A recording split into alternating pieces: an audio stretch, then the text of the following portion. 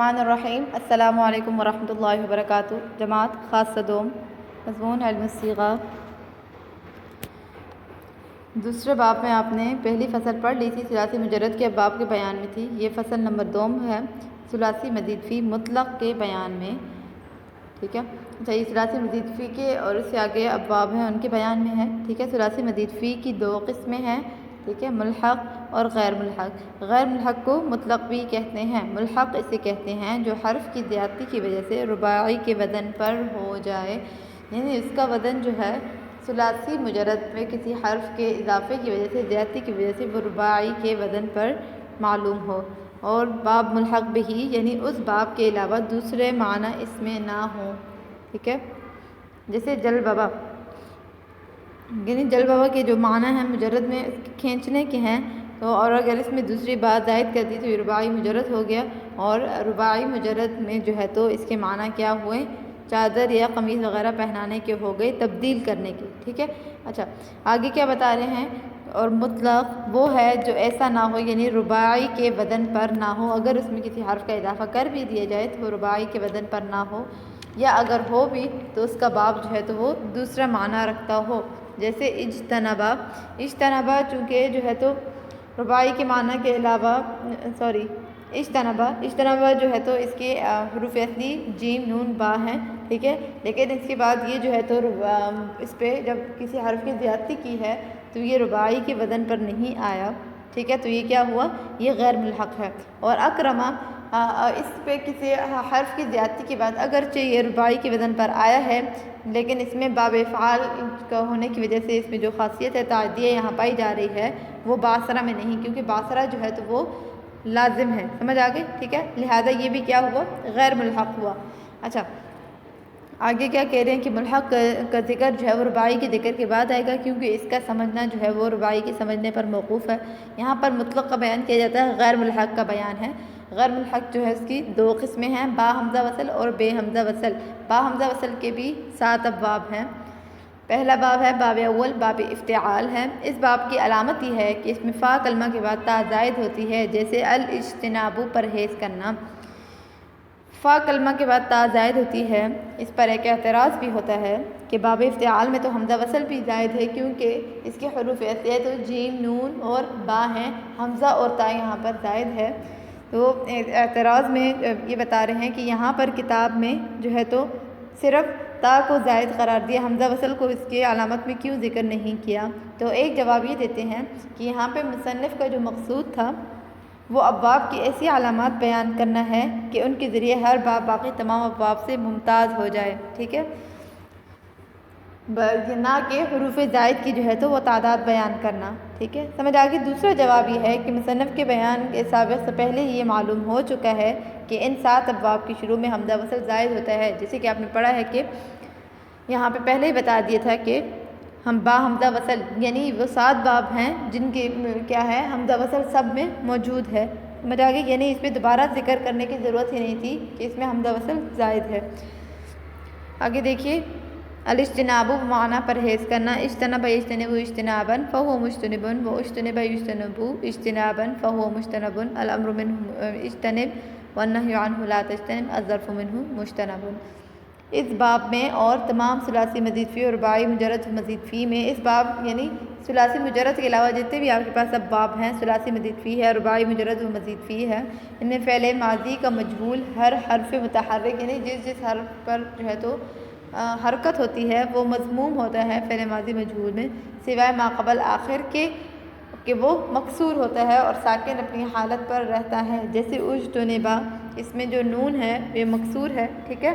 اور حمزہ اور تا کیا ہیں، یہ دونوں مضموم ہیں۔ اسی طرح استنصرا، اس میں بھی حمزہ تا مضموم ہے اور جو ساکن ہے وہ اپنی حالت پر ہے۔ اچھا، آگے کیا کہہ رہے ہیں کہ اس باب کے اور تمام ابواب کے حمزہ وصل کے ماضی منفی میں جب حمزہ وصل جو ہے تو ان کے درمیان کوئی آنے کی وجہ سے گر جاتا ہے، نفی کے درمیان، جیسے نفی میں کیا ہے، ما اور لا، یعنی ان کا جب ان پر جو ہے تو وصل کے جتنے بھی ابواب ہیں ان میں ماضی منفی میں جب حمزہ وصل جو ہے تو درمیان میں آنے کی وجہ سے حمزہ وصل جو ہے وہ گر جاتا ہے، تو اس طرح جو ہے تو ما اور لا کا الف بھی ساقط ہو جاتا ہے، یعنی جیسے حمزہ وصل جو ہے تو اس کا ماضی کا جو صیغہ ہے وہ درمیان میں آنے کی وجہ سے اس کا حمزہ گر جاتا ہے، اسی طرح نفی بناتے وقت جو ما اور لا کا جو الف ہے وہ بھی ساقط ہو جاتا ہے، جیسے مجتنبا یا مجتنبا یا من فطرہ مستنصرہ وغیرہ، ٹھیک ہے جی۔ آگے کیا کہہ رہے ہیں کہ اس باب میں اور تمام ابواب ثلاثی مزید فی رباعی میں اس میں فاعل فعل مضارع معروف کے وزن پر آتا ہے۔ آپ نے پہلے بھی اس کا طریقہ پڑھا تھا فعل مضارع کا کہ ثلاثی مجرد کے علاوہ جتنے بھی ابواب ہوتے ہیں ان سے فعل مضارع جو ہے اس میں فاعل جو ہے وہ فعل مضارع معروف کے وزن پر آتا ہے، لیکن پھر کیا کرتے ہیں کہ اس میں علامت مضارع کے بجائے میم مضموم لگا دیا جاتا ہے، اور ما قبل آخر اگر مکسور نہ ہو تو اسے کسرہ دیتے ہیں، اور اس میں مفعول جو ہے وہ بھی اس میں فاعل کی طرح ہوتا ہے، مگر اس میں کیا ہوتا ہے کہ ما قبل آخر کو کسرہ کے بجائے فتحہ دیتے ہیں، ٹھیک ہے۔ اور اس میں ظرف جو ہے وہ بھی ان تمام ابواب سے اس میں مفعول کے وزن پر آتا ہے۔ ان ابواب سے اس میں اعلیٰ اور تفضیل وغیرہ نہیں آتے۔ اگر اعلیٰ کے معنی ادا کرنے مقصود ہوں تو لفظ ما بھی مصدر پر زائد کرتے ہیں، ٹھیک ہے، جیسے ما به الاجتناب کہہ دیتے ہیں، اور اگر معنی تفضیل ادا کرنے ہوں تو مصدر جو ہے تو اس پر یعنی جو اس کا مصدر ہے اس کو منصوب کر کے اس پر اشد کا جو ہے تو لفظ کا اضافہ کرتے ہیں، جیسے مثلا اشد اجتنابا، اور لون عیب وغیرہ یعنی رنگ یا عیب وغیرہ جن سے ثلاثی مجرد میں بھی اس میں تفضیل نہیں آتا، تو تفضیل کے معنی ادا کرنے کے لیے کیا کرتے ہیں کہ اس میں بھی اسی طرح جو مصدر ہوتا ہے مصدر پر اشد لگا دیتے ہیں، جیسے اشد حمرتا اشد صمما وغیرہ۔ اب باب افتعال کے قواعد ہیں کچھ، ٹھیک ہے۔ پہلا قاعدہ کیا ہے، اگر فا افتعال یعنی باب افتعال کے جو فا کلمہ ہے اس میں کیا ہو، دال یا زال یا زا ہو تو تا افتعال دال سے بدل جاتی ہے، پھر اس میں فا کلمہ کی دال تو وجوباً مدغم ہو جاتی ہے، جیسے ادعا۔ کیا کہہ رہے ہیں یہاں پہ کہ اگر باب افتعال میں کہ فا کلمہ میں دال یا زال یا زا ہو تو جو تا ہوتی ہے تا افتعال جو ہے وہ دال سے بدل جاتی ہے، پھر اگر فا کلمہ دال ہو تو اسے جو ہے تو دال سے بدلنا جو ہے تو دال کا دال میں ادغام جو ہے تو کیا ہے واجب ہے، ٹھیک ہے، جیسے ادعا جو ہے تو اصل میں کیا تھا ادعوا تھا، ٹھیک ہے۔ اچھا، تا کو دال سے بدل کر دال کا دا میں ادغام کیا اور آخر میں واو کو الف سے بدل دیا تو ادعا ہو گیا، ٹھیک ہے۔ ادعا تھا جو فا افتعال جو ہے وہ دال ہے، ٹھیک ہے، تو تا کی جگہ ہم نے کیا کیا، تا کو دال سے بدل کر دال کا دال میں ادغام کر دیا، ٹھیک ہے، سمجھ آ گئی۔ آگے کیا بتا رہے ہیں آپ کو کہ زال جب آئے یعنی فا افتعال میں دال کی حالت تو پڑھ لی، لیکن اگر باب افتعال کے فا کلمہ میں زال ہو تو اس کے تین جو ہے تو حالتیں ہوتی ہیں۔ کبھی کیا کرتے ہیں دال سے بدل کر یعنی زال کو جو ہے تو دال سے بدل کر دال میں ادغام کر دیتے ہیں، جیسے ادکرا، اور کبھی دال کو زال سے بدل کر فا کلمہ میں اس کو مدغم کر دیتے ہیں، ٹھیک، جیسے ازذکرا، ٹھیک ہے، اور کبھی بغیر ادغام کے ہی رہنے دیتے ہیں، جیسے ازذکرا، ٹھیک ہے۔ کیا کہہ رہے ہیں، اوپر آپ نے صورت پڑھی تھی کہ فا افتعال میں کیا ہے، دال یا زال یا زا ہے، تو تا افتعال میں جب دال ہو تو تا افتعال جو ہے وہ دال سے بدل جاتی ہے، اور اگر فا افتعال میں زال ہو تو اس کی تین حالتیں ہوتی ہیں، ٹھیک ہے، تین حالتیں یعنی ہم کیا کرتے ہیں تا افتعال کو دال سے بدل کر ان دونوں کا آپس میں ادغام کر دیتے ہیں، یا پھر کیا کرتے ہیں جو دال ہے اس کو زال سے بدل کر زال کا زال میں ادغام کر دیتے ہیں، جیسے ازذکرا، یا پھر کیا کرتے ہیں بغیر ادغام کے اپنی حالت پر چھوڑ دیتے ہیں، جیسے ازذکرا، ٹھیک ہے، سمجھ آ گئی۔ اور زا کی جو ہے تو وہ دو حالتیں ہیں، یعنی زا کیا ہے وہ کبھی بغیر ادغام کے ازدجرا یعنی بغیر ادغام کے رکھتے ہیں، اور کبھی دال کو زا بنا کر فا کلمہ کی زا کو اس میں مدغم کر دیتے ہیں، جیسے ازدجرا، ٹھیک ہے، سمجھ آ گئی۔ دوسرا قاعدہ ہے آپ کے پاس، اگر فا افتعال صاد یا ضاد یا طا یا ظا ہو تو تا افتعال جو ہے وہ طا سے بدل جاتی ہے، پھر طا جو ہے تو وجوباً مدغم ہو جاتی ہے،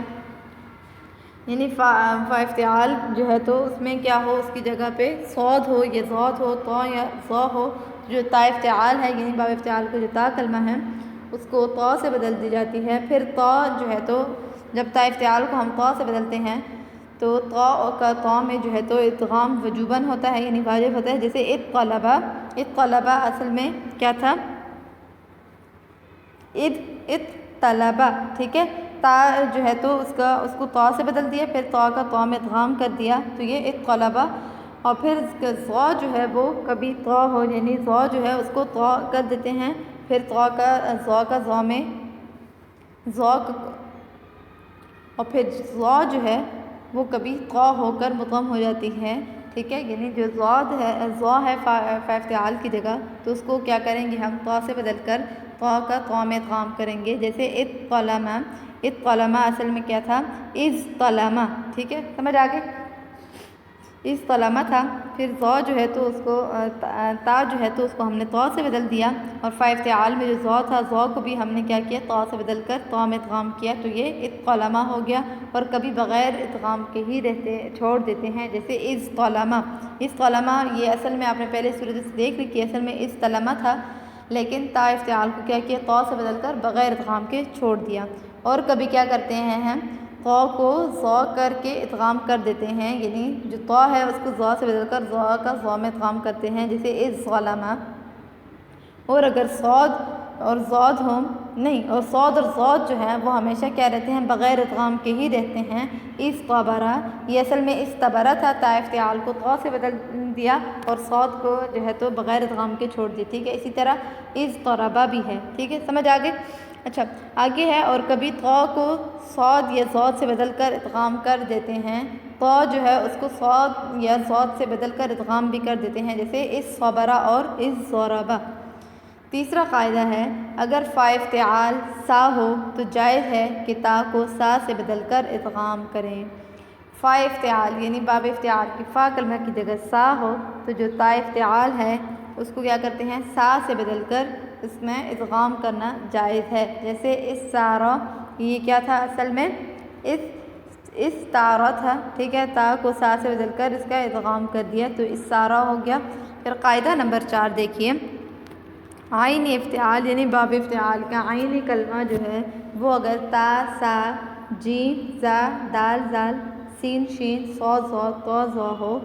जैसे इख्तसमा इह्तदा, तो इसमें जो ता इफ्तिआल है उसको ता इफ्तिआल को हम जिन से आइन करके इसकी हरकत को माक़बल को देकर इसमें इदगाम कर देते हैं।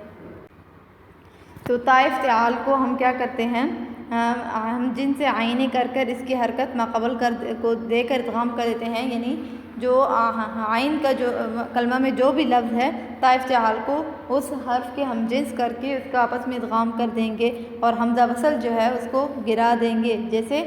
खस्समा हद्दा हो जाएगा, ठीक है, खस्समा और हद्दा। और फिर मुज़ारे जो है इसका क्या होगा, यखस्सिमु और यहद्दी, और इसमें जो फ़ा कलमा है उस पर कसरा भी ला सकते हैं, जैसे खिस्समा या खिस्सिमु और हिद्दा या हिद्दी, ठीक है। और फिर आगे क्या है, इसमें फ़ाइल का जो ज़म्मा है उस पर इसमें फ़ाइल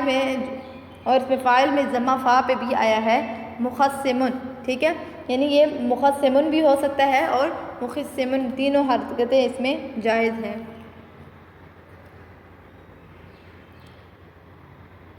बस खस्समा और हद्दा हो जाएगा, ठीक है। इख्तसमा जो है इसमें हमने क्या किया कि आइन कलमा क्या है, सौद है, तो जो ता है उसको क्या किया, ता को सौ से बदल दिया, सौद से। देखिए यहाँ पर इख्तसमा, जैसे इख्तसमा में क्या है, आइन कलमा सौद है, ठीक है, तो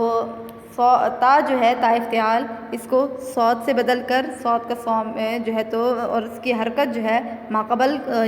जो है तो फ़ा कलमा को दे दी, यानी ख़ा को दे दी और सौद का सौद में इदगाम कर दिया, तो ये खस्समा हो गया। इसी तरह इह्तदा में भी जो दाल है, ठीक है, आइनी कलमा में, तो ता इफ्तिआल को हम क्या करेंगे, दाल से बदल देंगे और ता की जो हरकत है वो हा को दे देंगे और हमज़ा वस्ती इन दोनों से गिरा देंगे, ठीक है। तो ये क्या हो जाएगा, खस्समा और हद्दा। और इनका मुज़ारे क्या है, यखस्सिमु और यहद्दी, और फ़ा कलमा पे कसरा भी जायज़ है, खिस्समा और यखिस्सिमु होगा और हिद्दा या हिद्दी भी हो सकता है, ठीक है। इसी तरह इस बाब का जो इसमें फ़ाइल है तो उस पर भी फ़ा कलमा पे ज़म्मा आ सकता है, जैसे मुखस्सिमुन भी कह सकते हैं और मुखस्सिमुन भी, ठीक है। समझ आ गई, तीनों हरकतें इसमें जायज़ हैं। ये आपका आज का सबक था, आपने इसको समझना है और याद करना है। जज़ाकुमुल्लाह, अस्सलामु अलैकुम व रहमतुल्लाहि व बरकातुहू।